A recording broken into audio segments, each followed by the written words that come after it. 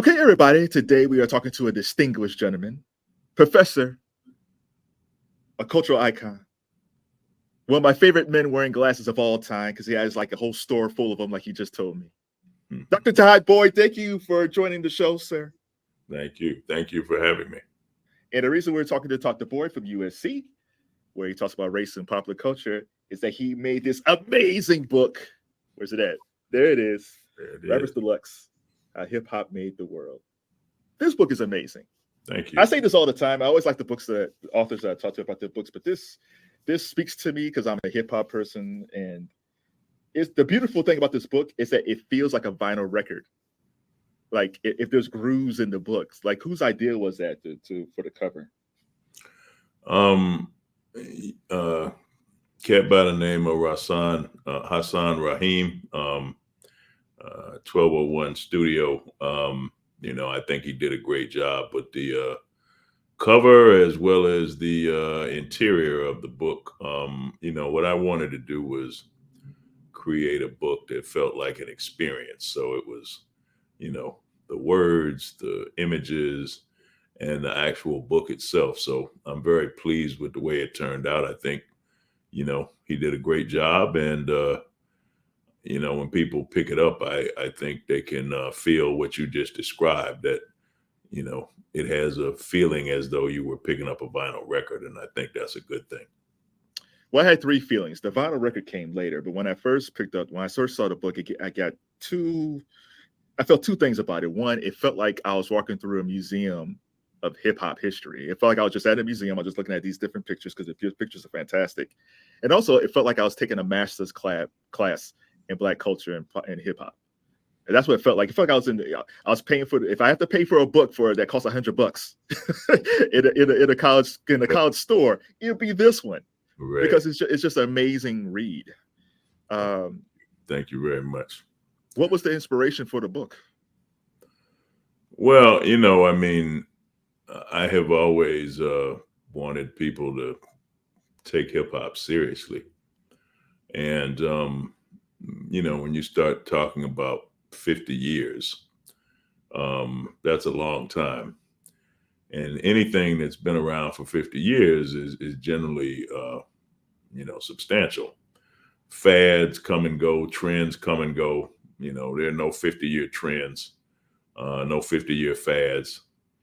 But if we're talking about hip hop and we're talking about, this movement from the 70s to the present, that's substantial. And so, sometimes I encounter people and, the topic comes up, you say hip hop, and they act like hip hop is something for children. And I'm like, well, maybe we were children when we first started listening to it, but a lot of us are quite a bit older now, and the culture's still here. So it's not something that's just for children, never has been. And at the same time, it's not just some, fly by night genre of music. It's history, it's culture, it's politics, it's film, it's fashion, it's sports, it's art, it's all these things. And so the opportunity to be able to, lay that out visually, it's one thing to write it. It's another thing to have curated all the photos in the way that I did. And so, as I say, I'd like for it to be considered an experience. You can get some knowledge. You can, as you mentioned, experience it as though you were in a museum. And you can also get this, explanation of Black culture, Black history, and American history. I mean, the book is really about the last 50 years of American history from a cultural standpoint. So the opportunity to tell that story, I felt like you couldn't tell it 10 years ago or 20 years ago. You needed the full arc of that 50 years in order to be able to tell the story. And so I felt like this was the time to do it. That was an interesting thing that you did in the very beginning of the book. Because most people, if they did a book like this, they might have started with Rapper's Delight. They could have started with Grandmaster Flash Furious 5, maybe Kool Herc. But like you say, you started with Black culture, Black history? You almost like, well, this is the foundation that led to hip hop. What made you decide to really give a Black history lesson, which goes from like Richard Pryor, Blaxploitation films, uh, Black protests? Like that's a book by itself, what you did in the very beginnings. What made you decide to start with that? Well, people often tell the story about Kool Herc, throwing the party in the Bronx that people now consider to be the beginning of hip hop. And so, what I was interested in when I thought about that, I was curious actually, what else was going on in August of 1973 when he threw that party? What else is going on? And I did some research and I found out that the number one movie at the box office was Pam Grier's film Coffee. And when you think about it, that's a pretty interesting cultural fact that the week hip hop was theoretically born, the top movie in America, not the top movie in Black America, but the top movie in America is this Pam Grier Blaxploitation classic. And I thought about how, 20 years later, when you get to the 90s, Quentin Tarantino is making Jackie Brown. You have the rapper Foxy Brown, both of which are inspired by Pam Grier and her iconic status in the 70s. And then I started thinking about, well, there's a lot going on in 1973. Blaxploitation movies, of course, Richard Pryor, what's going on in the world of sports, Watergate, just so many things. And so, when you think about Kool Herc and that party, things don't happen in a vacuum. It was not like he went into some, outer space experience and did this and it was disconnected from the rest of what was going on in the country. It's happening while all these other things are happening, and it's underground. If you're not in New York, if you're not in the Bronx, if you're not hip, you're not part of that experience. 10 years later, you could hear the music on the radio. You couldn't at that time. So what I wanted to do was to kind of build up what happened before most people even knew hip hop existed. Because all those influences you see from the 70s, of course, once hip hop took off, those are the things later that come up again. So people are, sampling, Richard Pryor's comedy routines in their music, or, they're referencing Blaxploitation movies, or, they're pointing to some historical act that took place in the 70s that maybe came up in music, in the 90s or the 2000s. So to me, I thought you couldn't just talk about hip hop without talking about history, without talking about politics, without talking about culture. This is what I mean when I say, hip hop is epic. It's like, Drake and J. Cole, big as the what? Big as the Super Bowl. This is huge. And I just want people to understand it's not just the music. The music's important. It's very significant. It's great. It's excellent. It's what ties everything together. But you don't listen to this in a vacuum. I wanted people to see the music is really only the frame that takes us through all these other experiences. And you need that history lesson. And then you realize that's why this culture is around 50 years later, because, it was founded on substance. It was not just, some cool passing trend that people enjoyed and, now is gone. No, it's part of history. And I think you needed all that information to really get a foundation so that when the 80s and the 90s and, these subsequent decades happen, you would understand that it was built on a strong foundation. Fashion plays a big part in the book. And I was thinking about the fashion that influenced me. And immediately it was like Ecstasy's hat from Houdini, the Bolero hat. It was Heavy D and the Boys Coca-Cola shirts. It was the African medallions. And you had Spike Lee in there and the Spike Lee X hats and the X shirts. Right. How big is fashion in hip hop? It's more than just Sean John and Fat Farm and all these things. I mean, you couldn't have hip hop without a certain look or a certain style. Right. What made you kind of focus on the fashion part of hip hop as well? I mean, you mentioned the glasses. Fashion is, that's my thing. Always has been, from, when I was real young. I was subscribing to GQ magazine when I was in middle school. And fashion to me, you mentioned some of the labels that got to be relevant, say in the 90s, hip hop labels. But even before that, I mean, that's part of the culture. You got to be clean.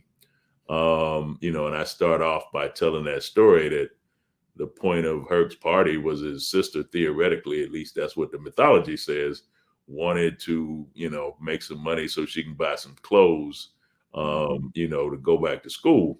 And I remember the first day of school, everybody is fresh.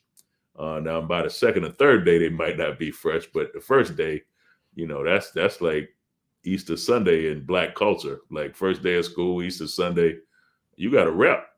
And, when I was growing up, if you didn't rep, if you wasn't clean, people would have something slick to say and you might have to throw hands, so it was like competitive. But when I think about that, I think about, like, for instance, all of those Black veterans who were coming back home from Vietnam in the early 70s. And all those dudes were repping those jackets that they had, those military jackets. And I think about that to me is like the beginning of street style. Dudes just wearing those in the street, but I just remember the look, like, it was cool. And then, you think about like sneakers. I'm an OG sneakerhead from back in the 70s. And when I was a kid, I had a paper route. Dudes I knew, they asking their mother for money, but I had my own money and I'm buying kicks because, everybody's rocking Converse at the time, Chuck Taylors, and I like Chuck Taylors. But then when I saw everybody else had them on, I wanted to wear something else.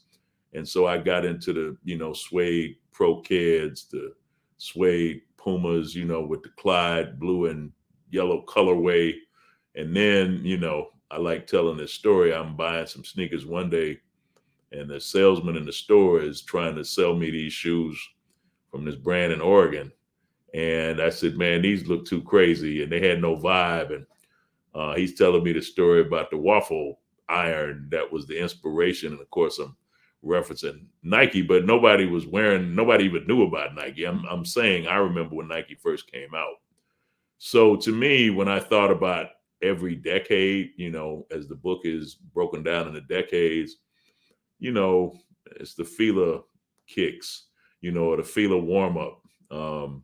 If you had that velour Fila warm up suit, like you were really doing something in the 80s, like Ghostface says, velour down like the Sheik of Iran. And the early, Gucci sneakers that Jay-Z, wore to the Super Bowl recently, but later flipped in the 2000s with the S. Carters.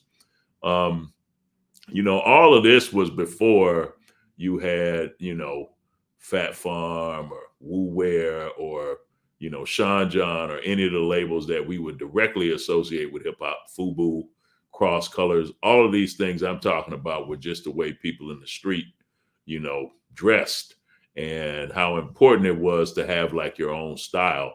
And then, you talk about somebody like Dapper Dan, who's doing his thing. And so to me, hip hop has always had a fashion component. It's just that when you think about it now, I mean, Pharrell is the creative director at Louis Vuitton. You go to Paris Fashion Week and you see rappers, all in the mix. I mean, all these brands have association with various hip hop figures. So we're at this high level now, high fashion, hip hop and high fashion. But even before we got there, it was all about, personal expression and the way people, would wear their clothes, what they would wear, Run DMC and Adidas, and also how people in different parts of the country, different cities, had different, kicks that they rocked or whatever gear that they repped.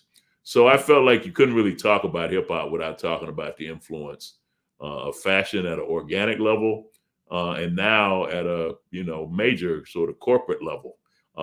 You had to build up to that, but fashion to me has always been a huge part of the culture, and I wanted to make sure I represented that. And also it's just, something that's always been very important to me and inspirational to me. And I think the culture respects that as well. You mentioned Louis Vuitton, and it kind of reminds me of Kanye. And you have two different sections about Kanye in the book, which was very interesting. You have the college dropout Kanye, who technically probably should have 3 albums of the year, but I'm biased. But you have that Kanye who was genre breaking, who's still a major influence, and that was college dropout. And then you have When It All Falls Down Kanye, Right. really post his mother's death, the MAGA hat, the comments he made, which is almost two different dudes, but it's the same guy. Is Kanye West the most complex guy that we've ever had in hip hop, or is there somebody else that's close to him? I don't know if I would necessarily say he's complex. Okay. I mean, College Dropout is when he, really begins as a solo artist. I mean, he'd been, of course, this great producer prior to College Dropout. I mean, so many records, and certainly Jay-Z's Blueprint. His impact is all over that. His signature's all over that. And so, we live in interesting times. I think it's important to recognize Kanye's contributions, and I felt like it was also important to put him in check when that was necessary. So, I mean, College Dropout, Late Registration, which I think is still his best work. Graduation, there's that era, 808 and Heartbreaks. But of course, he became so successful. I mean, he was making great music, and the fashion piece, and he really had this, approach to the music that was at the time unique and different. I mean, if you think back, a lot of rappers were repping the street, and Kanye, is not a street dude. He never repped himself as being a street dude. He's not a gangster. And so at that time, a lot of gangsters were still kind of dominating the game, and Kanye came along and, got people to see a different image. And over time, that image, I think influenced others. And, Kanye blew up and became a huge pop star. He transcended hip hop in some ways at a certain point. And then, you start getting the various antics, which were always there. George Bush don't like black people, and, Taylor Swift, I'm gonna let you finish. And, that was always there. But as he became more successful and more visible, there's more to see, there's more for him to provoke. He's on a bigger stage. And then he shifted and embraced MAGA and Trump. And honestly, I was getting close to the end of the book. And, he goes on these rants, which I felt like, when I think about hip hop, to me, it's like you're going after and you're antagonizing people, and they're not bothering you. You did this on your own. Those people ain't fucking with you, like that's how I felt. Somebody's fucking with you, then defend yourself. But they ain't fucking with you, and you're fucking with them. And at first I was like, but you have to deal with that, because Kanye has been so influential in so many areas that I couldn't just ignore it. I couldn't downplay it. I felt like it was necessary to talk about his successes as well as places where I think he's failed. And, I think you could do that with any artist. Some are maybe more pronounced than others, but it's not just about the celebration all the time. When you talk about the impact someone has had, you have to also talk about maybe some of the things that, their supporters would rather ignore. And so, I respect what Kanye has accomplished. And at the same time, there are things that he has done, certainly in more recent years, that I completely disagree with. And I felt like I wouldn't be doing my job if I didn't speak to that. Others may feel differently, but, when you're talking about Kanye and his music and his influence on fashion and culture and art, that's one thing. But it seems to me in the last several years, most of the focus with him has not been on what he's created. It's been upon things he said. And, the stunt of running for president. And so what are we doing here? We've gotten away from the music. We've gotten away from, the style. We've gotten away from the Yeezys. And now we're caught up in this space where, it's all about statements you're making or trying to provoke people around certain issues. And I just felt I needed to speak to that, as well as recognize the contributions he made to the culture. Two things can be true at once. Right. So there was a section, you have a couple of sections about the South. And the one section was the South has something to say. And it featured a big picture of Outkast, love Outkast. So I was looking at the pictures, you would talk about Cash Money and those guys and No Limit. I think Cash Money came late. I think No Limit was in there, and you talk about the Ghetto Boys. But there was a picture of LA and Babyface. That was interesting to me because their influence can still be felt in 2024. You got Andre Benjamin playing his flute to critically acclaim. Usher Raymond, who's part of LaFace, he played the Super Bowl. I don't think when it comes to hip hop labels, you talk about Def Jam or Rockefeller, like all these different labels, but I don't think. Can you talk about the importance of LaFace Records with Outkast and even the Goody Mob and Organized Noise, even with like Future? Future was a young dude in that camp. Right. I don't think people think about LA and Babyface when it comes to the South and their influence on hip hop. Well, LA and Face had success, before they started a record label. They had success as R&B artists. And I remember when they moved to Atlanta in the early 90s, which, Atlanta, you could argue, has become the center of hip hop in more recent times. It's certainly one of the centers. We think about New York, we think about LA. And if there is a third city in hip hop, it's clearly Atlanta. It's the A. And you talk about the history of like New York dominating for so long, and, the West came up and, had its influence, and slowly the South got in the mix as well. And I think Atlanta's at the center of it. So in the early 90s, late 80s, early 90s, when LA and Face decided to set up shop in Atlanta, this was when the West was dominating. The West had taken over. And, New York had the history, and, you had NWA and then Ice Cube and Dre and then Death Row. And in the midst of this, LA and Face moved to Atlanta and set up shop. They moved and set up their shop to Atlanta and set up their shop in Atlanta, And it's like, interesting. Okay, Atlanta, like at the time, now if you say Atlanta, it makes perfect sense. At the time, Atlanta didn't have that vibe. It didn't have that recognition. You didn't think of it as a center for hip hop. But over time, you start to get, the impact of LaFace. To me, they were kind of pioneers. There were people there, Jermaine Dupri, people there already, but there was something about these successful artists with this name recognition and this record label moving to some place that people hadn't previously considered a center of hip hop and building something. And then, of course, you got so many others to come along as well, to the point that, Atlanta's got its own thing now, and has had it for a while, and you think about, Outkast and how influential Outkast has been. But, I was yesterday, the day before, checking out Jeezy on the Tiny Desk concert, and Jeezy was bumping.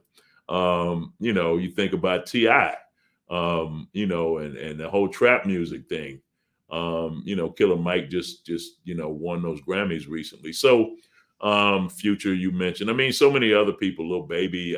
So what LA and Face did, I think, when they set up shop in Atlanta was really interesting, because they could see something maybe the rest of the culture would only see some years later when it blossomed. And I think they deserve credit for being at the forefront of that, as well as, the people who were there in Atlanta doing their thing already. But it's like, subsequently everybody would get attention from the shift and how Atlanta became a prominent center in the culture as well. You had a section about LeBron. I mean, Akron. So you had a section about LeBron James. You talked about the decision and how LeBron influenced having more players have their own autonomy when it comes to their career. But the thing that stood out to me, there was a centerfold picture of Jordan and Allen Iverson, which I never seen this picture before. It was like an AI Iverson, and it was Michael in his peak powers with the Bulls, and most likely Michael was going to win another championship, and AI was just learning it. But it was also like a crossing of the guard of hip hop. Michael kind of represented the 80s, 90s type hip hop, and Allen was the future. What made you decide to include sports? I understood it from a sports fan and a hip hop fan, but what made you decide to actually include a lot of sports in your book? I mean, to me, you know, like fashion, the influence of hip hop has always been very visible in sports, you know, going back to, you know, Chuck D saying, you know, I'll throw it down your throat like Barkley. You know, people talk about Curtis Blow in basketball, but I'm such an OG. I remember this crew called Hurt 'em Bad, you know, who did a NBA rap in the early 80s before Curtis Blow. And they're name checking, you know, everybody from Magic and Dr. J to Caldwell Jones and some real OGs. You know, this was before Curtis Blow's basketball. So, you know, it's, you know, you listen to the song Rapper's Delight, watch the Knicks play basketball. I mean, you know, it's part of the culture, you know, particularly basketball, but you could say it with football, perhaps other sports at some point as well, but certainly basketball. And, you know, as I say, at some point, football. But you can't really talk about the history of basketball without talking about the history of hip hop once you reach a certain juncture.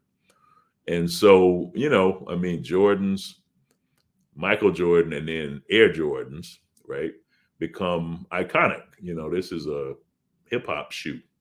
You know, Mike, when he's young at the All-Star game, repping Air Jordan gear instead of, you know, the, you know, Eastern Conference All-Star gear. And the way the shoes blew up, you know, Spike, of course, you know, doing the commercials for Nike, Mars Blackman character, putting those shoes into popular culture. And then you just think about like how many references people have made to Jordan and LeBron and, you know, so many other athletes in their music that to me is a natural occurrence. Allen Iverson comes into the league. He has this interesting backstory, played for John Thompson at Georgetown. You know, he had encountered, you know, some difficulties in high school, some biased circumstances that the, you know, governor of Virginia would ultimately help him get out of, you know, and he goes to Georgetown. And, you know, I remember watching Iverson at Georgetown. He was playing at Jordans. You know, this is when he had a fade, you know, before he came back with the braids. And then he gets to the NBA and he's this really exciting young player. And he starts to get tattoos and just, he's like iconic. He's like a rapper on the basketball court. So there's a moment when he like, you know, crosses over Jordan. Jordan is the greatest player in the game, you know. And, you know, I think people forget, but back at that time, you didn't see too many, not in the 90s anyway, you didn't see too many people get Jordan like that, you know. And as Iverson always says, as great as that crossover move was, Jordan still almost blocked the shot. You know, in the 80s, I mean, I'm from Detroit, so I watched, you know, Mike have to earn it the hard way. The Pistons had nothing for him. But by the 90s, it's like, you know, it's hard to get this dude. And here's this rookie who's from another generation who represents all his pop style, who does it. And it's just, I think, an amazing moment in the culture. And Iverson, of course, you know, the controversy he encountered while he was playing, coupled with what he meant to the culture and so many others. But Iverson became like a kind of face of hip hop in basketball. And so I just thought it was important, necessary to deal with sports because you could see the influence of hip hop on these athletes, how they carry themselves, the way they talk in interviews, they were very much part of the culture. Rappers, very much a visible part, at the games themselves. It's just, to me, those two things are connected. Of course, some time ago, I wrote a book about hip hop and basketball. And so to me, sports, basketball in particular, but sports and hip hop have always been connected. And I couldn't write this book without including that. Right. You had a section called Boys in the Hood, and it's a big picture of John Singleton. Rest in peace, Mr. Singleton. And you moved out there like right after the LA uprising. What was it like in LA when you first moved there, and how is LA now compared to that time? Yeah, I had the experience of moving to LA, as I like to say, in the shadow of the riots. So the riots had just transpired, and I moved out there maybe a month, 6 weeks later. And where USC is located was relatively close to where a lot of the riots were going on. So you could see places that had been burned or affected by what transpired, and it was still very much on people's minds and in their conversation. It was very tangible, because it had just happened, and people were affected by it. It was an interesting time. I mentioned in the book that story about Bill Clinton going on the Arsenio Hall show, which is famous now, where he played the saxophone. But during that same period of time, he attacked Sister Soldier in a way that was very disingenuous. And so that's happening. A few months later, The Chronic comes out, which is a landmark album, Dr. Dre and Snoop. Just so much going on in that moment. That's the summer of the Dream Team. So being in LA, John Singleton, of course, had a great deal of success with Boys in the Hood, nominated for Academy Awards at such a young age. And Boys in the Hood, of course, was part of a series of movies during that time, eventually Minister Society, but Juice, other New Jack City, films like this. It was just really interesting in terms of film and sports and music and just popular culture, politics overall. And to be in LA in that moment, LA's culture had gotten all this attention because of the success of NWA, because of the success of Ice Cube. People were paying attention to LA. It was hot. And then Dre and Snoop with The Chronic, the film Deep Cover, when Dre and Snoop do soundtrack for that film. I mean, it was just a rich environment, and LA felt like Arsenio Hall. I mentioned Clinton was on there, but Arsenio Hall, just the influential show itself. I felt like I was moving to what was the center of the culture. I like to say this is where the culture was being produced, and I was walking into the center of that. And the energy, was it was incredible. Creative energy. The riots had just transpired, and people were, processing all that. And that was certainly part of what was informing everything. But the culture itself overall was really just kind of in a really intense moment. And I felt all that, and I wanted to write about all that in the book.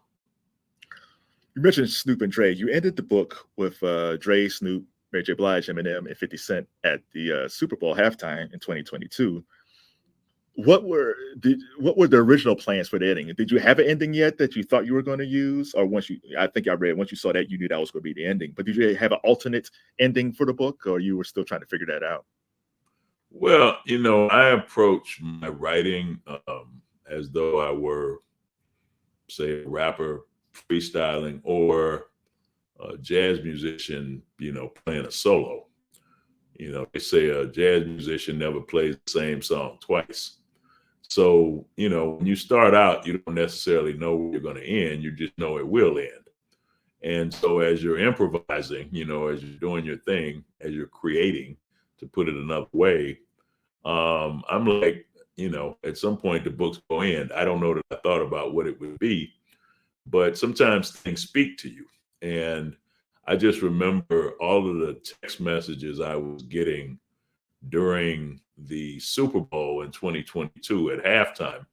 And so many people I knew who were just really excited about watching Dre and Snoop perform in Inglewood. You know, it was just iconic. And I thought about, you know, long after I moved to LA back in the 90s, I went to, did I drop out? All right, dropped out Okay. for a minute. Sorry. There you go. Yeah, sorry. Okay. You can probably edit around that. You know, I remember not long after I moved out here in the early 90s, going to the Super Bowl in Pasadena. The Super Bowl was at the Rose Bowl. And Michael Jackson was, of course, the halftime performer. So I saw that. I was here. And I just kept thinking, there's no way in the world Dre and Snoop would have been performing at the Super Bowl in 93. But look at what had changed over time. And so to me, that was just a really poignant moment.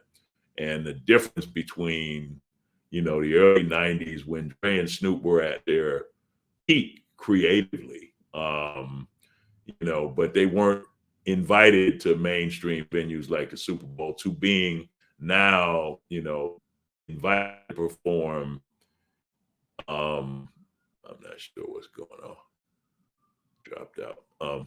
Being invited to perform, you know, at the Super Bowl that's in Inglewood, you know, in this new stadium. And, you know, now they're greeted like conquering heroes. You know, when you think about just what happened over 30 years for that to transpire, to me, it just felt like the ultimate metaphor of how hip hop went from being, you know, marginal or threatening to some people dismissed, ridiculed, ignored, to being at the center of the cultural universe. And so I just thought that was a perfect way to kind of end the book, because performing at halftime of the Super Bowl is like the most mainstream venue in the culture. And for Dre and Snoop and Kendrick and Eminem and, you know, Mary J. Blige and all those artists to have that opportunity and its connection to LA and just what it transpired, I thought was a perfect way to end it. Complex Magazine recently had a list of the greatest rappers alive, and they had J. Cole for 2023. And for 1979, they had Grandmaster Caz. For people who don't know who Grandmaster Caz is and how important he is to the history of hip hop, can you tell people who Grandmaster Caz is? Well, when you're listening to Rapper's Delight, I always have to slow down now because I'm Rapper's Deluxe. I'm always about to say, listening to Rapper's Deluxe. Yeah. When you're listening to Rapper's Delight, you know, a lot of the rhymes you're listening to are from Grandmaster Caz's rhyme book. Because, you know, dude just like took his rhyme book and did his style literally. You know, so Caz is one of the pioneers, you know, in terms of like lyrics. And it's kind of crazy how dude just like housed his rhymes. And most people think those are actually his rhymes when they were taken from Caz. So, you know, got to give a shout out to the pioneers. And he's certainly one of the pioneers. There's something that I forgot about because it's been so many years. There was President Obama on the cover of Source magazine, and you forget how hip hop his candidacy was back then. The songs that was made, the imagery. And it's hard to tell kids about that because they just see President Obama as this president who's the first black president. But can you speak to like the hip hop influence of that President Obama, even though he wasn't really a hip hop type go dude, even though he liked rhymes? Can you talk about the hip hop push that he received back then? I mean, you know, if you think about previous presidents, I mean, Obama, you know, I mean, he's not a rapper, but there had never been a president prior to Obama, and I would argue not one since, who connected so well with the culture. I mean, I tell that story in the book about, you know, Obama when he's on the campaign trail talking about like haters, basically, you know, people who are hating on him. He brushes his shoulders off. I mean, that's huge. So we're gonna give Bill Clinton all this credit for going on Arsenio Hall. fronting, which is what he was doing in the shades and that old bit. Like Obama wasn't fronting. Obama loves the music. He loves the culture. He loves basketball. He loves all those things. And if you think about even now, since he's left the presidency, Obama is regularly giving his list of, the top records or the top movies or I mean, he's a president as tastemaker, and that's unique.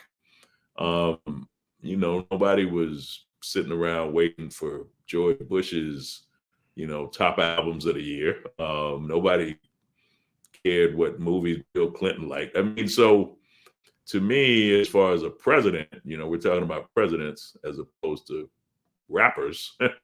Obama brought hip hop into the White House. And, if you think about during those years when he was president, I mean, rappers got attention during that time that they had never received before or since. And so I think we have to look back on the lead up to Obama's election in 2008. And it became tangible at a certain point that this guy could win and become the president. And I felt like hip hop was very supportive. There are, magazine covers in the book, like you mentioned, The Source. I also remember Jeezy, my president is black, my Lambo is blue. I mean, Jay-Z, a small part of the reason that the president is black, I mean, it was a cultural moment. Beyonce performing at the inauguration, and it was like, we have a black president, and we also have a black president who's down with the culture, who's down with hip hop. And so, when you get to that fourth chapter of the book in the 2000s, it's like hip hop had become so influential.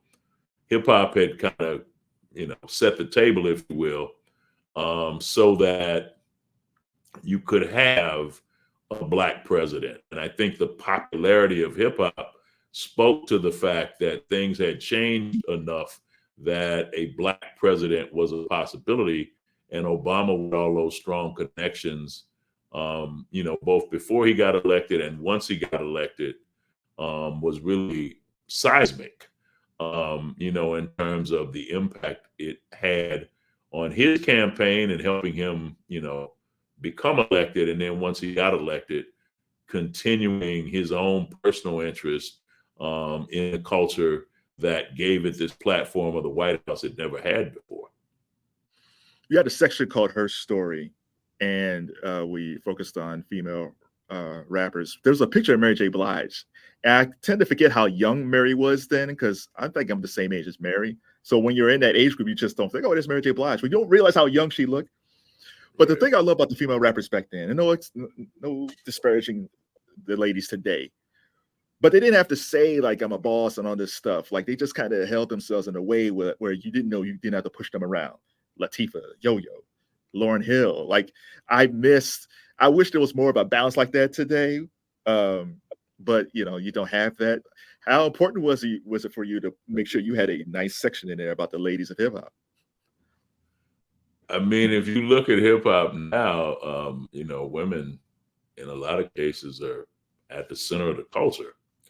And there've always been, women rappers, but, what pushes the culture now, you see so many women in the center of it. And, to talk about that history, I mean, hip hop has obviously been, at least musically speaking, a genre dominated by men. But there've always been women in important roles who were part of the history, and you couldn't really write the history and it'd be considered complete without addressing that. So, from, hearing Angie Stone when she went by a different name early in the 80s with, Sequence, to hearing Latifah and Moni Love, MC Light, Yo-Yo, Lady of Rage, just so many artists. Lil' Kim and Foxy Brown really took everything to another level when they came out in the 90s. And I think a lot of, what you see now, a lot of women rapping now, to me, seem to have come from the Lil' Kim, Foxy Brown school. You don't necessarily have, at least at the moment, women rappers who say come from the Queen Latifah school or from the MC Light school. I mean, MC Light always had bars, like, Latifah had like the persona, and she could, like, be down, like, with the dudes, but at the same time, who you calling a bitch? You know what I'm saying? I mean, she could, like, bring that energy and, check the sort of sexism and misogyny in the culture as well, from within the culture. So, I just don't think you could tell the story.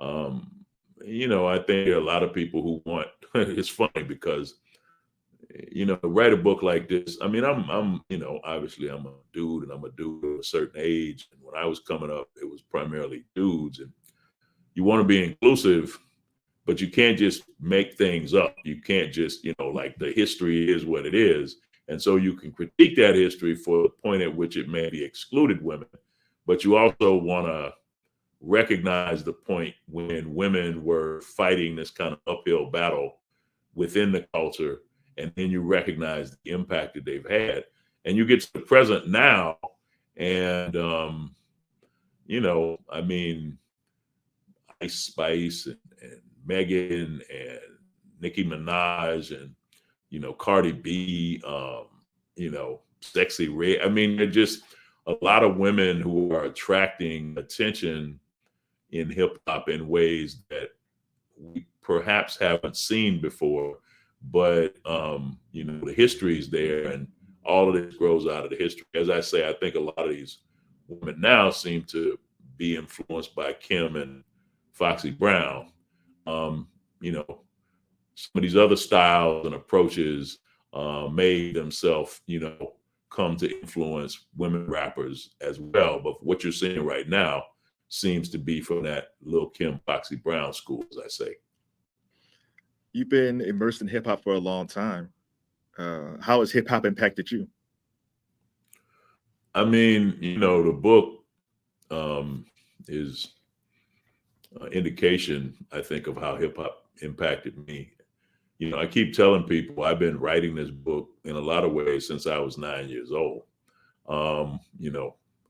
And I grew up in this. I was hip hop. I was part of the culture, observing it, absorbing it, participating in it. I was doing all this, before I went to graduate school, before I became a professor, before I started writing books about it. I was living it, and so it's personal and it's professional. And it's always been, this is not something that I'm just, some outsider who came in and decided to write a book about. This is my culture, and it's always been my culture. One of the things I learned when I first started writing books and articles about hip hop is I would encounter these, other professors, and they had just such a negative attitude about the culture. But at the same time, they would identify themselves as working on hip hop. And I'm like, how can you do that? How can you work on hip hop and you don't love the culture? You're not part of the culture. You have this antagonistic relationship to the culture. I came out of the culture. Right? All these things that I talk about in the book are things I either experienced or I know about in some way from a, personal connection. And then, I added the professional component, the research, the writing, the curation.